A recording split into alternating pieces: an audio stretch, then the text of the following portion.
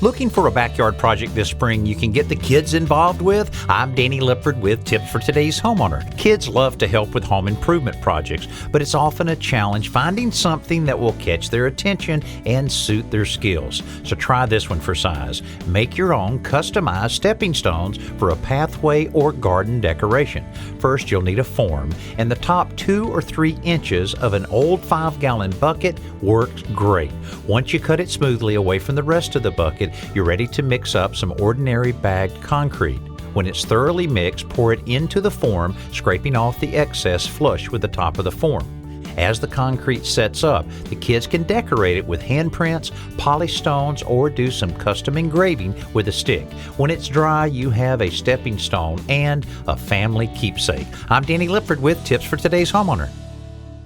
From patio to paradise, enter our Backyard Paradise contest through April 14th to win $10,000 in paved stone materials and labor, giving you the yard of your dreams.